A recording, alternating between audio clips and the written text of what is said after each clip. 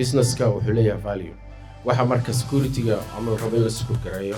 waxa laga hadlaa value-ga uu leeyahay value-ga uu leeyahay waxay ka dhigtaa markaas inay important yahay marka ninka tuugahay markuu xado markuu rabo inuu waxdo markuu rabo ka dhaco waxa value leeyahay ama xado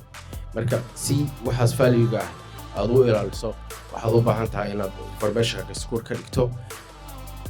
inta badanna dadka waxada waxay raadiyeen information haddii meesha information isku jirin waxba lama xado xadidaasi marka waxay ku beertaa ama hadduu dhaco ayada xadid kaliya maaha haddii change uu ka dhaco systemyada oo change uu ka dhaco waxaa laga yaabaa in available u noqdo change-ga laftigiisa marka qaarkood khatarta waxay noqon kartaa khatar adiga aad ka hoos garaysay gacantaada ku hoos garaysay taasina laftigeedu waxay damage garaysaa disruption kusoo bisaa systemkii marka confidence iyo continuity oo dhunta lagu kalsoonaa waayo saan sheegaba financial loss kasoo fraud oo dhaca taasna waxaa loo baahan yahay hadhowti recovery inaad soo recover garayso ayaada laftigooda waxay ku hoos garaysaa lacag inaad ku geliso iyo revenue-gii markaa recovery-ga oo haddana qarashka ku geliya kaana dhuma service disruption saan sheegaba system unavailability and work stop those things are the waxaa koos gareeyay attack-gii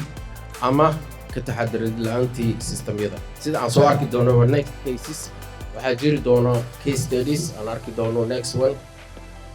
isku mid trustigii markii lagu jabsado ama lagu dhaco trustigii customer kugu hayeen way kaa dhumaysaa businesskiina waa ka dhuman kaas waxaa ka daran legalkii meelaha waddamada sharciga ka jiro qofka haddii systemkiisa uusan secure garayn markaasna la jabsado waxaa ku dhaca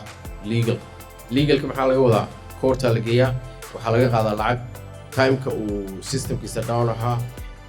availability-giisii uu ballan qaaday inuu keeni waayo marka all districts waxaa kaas garaayeen impactiga markaas uu yeelan karo iyo regulatory sida data protection oo kale security-ga markaan ka hadalno marka waxay leedahay component maxaa la dhahaa sheeyo isku tagtagay oo la rabo in isla shaqeeyaan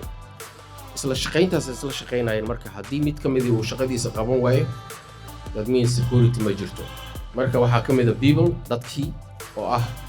dhowr nooc u soo gala qayb waa isticmaale oo uu systemku isticmaalaa qayb waa manage gareeya wana factor-ka ugu muhiimsan marka la dhaho laga hadlayo security-ga because qofka ama people waxay labada main oo processka iyo technology-ga ay asal u yihiin waa kii wax qoraya inta qofku processka waa kii qofkii ka shaqeynayay oo maintain garaynayay kii configure garaynayay marka haddii saddexdaas wax aysan wada shaqaynin oo aysan iskugu imaanin markaas waxay keentaa cilad waxyaalaha marka invisible-ka ah qofka hadduu aqoon uusan lahayn systemkeena gacanta loo geliyo waxay ka mid tahay khataraha aan la arki karin oo hadhowtii aan lagu baraarugsanayn in qofkaas one mistake uu suubiyey inuu ama noloshaadii effect ku yeelan karo waxyaalaha marka laga hadlayo IT la baran waxa ay professionalism-ka dhibaatada ay ku leedahay qofka professionalka ama damage-ka uu gaarsiin karo shaqada uu qabanayo dadka marka waa part of kamid ah ethics-ka waxaa marka riskiyadaas ay ka mid tahay in lagu arko information security-ga markaan ka hadlayna marka tool ma aha siduu saaxiibka hore uga dhawaajiyey ma aha tool waxa waaye waa processes isla shaqeeya oo isgaagareeya haddii mid ka mid ahi uu hadhowti shaqayn waayo markaas security ma jiri doonto dadka qaarkood waxay haystaan security inay tahay bis in la configure gareeyo firewall la xiro kabacdina uu shaqeeyo ma aha toolka ugu fiican haddaa haysato adduunka toolka ugu fiican haddaa haysato laakiin aadan aqoonin sida loo isticmaalo ama dadka ka shaqeynaya isan aware ahayn waxay keentaa riskiga ugu badan adduunka inside threat-ka ama inside-ka markii qalad ka dhaco waxay ka consequence badan tahay marka banaanka lagaga imaado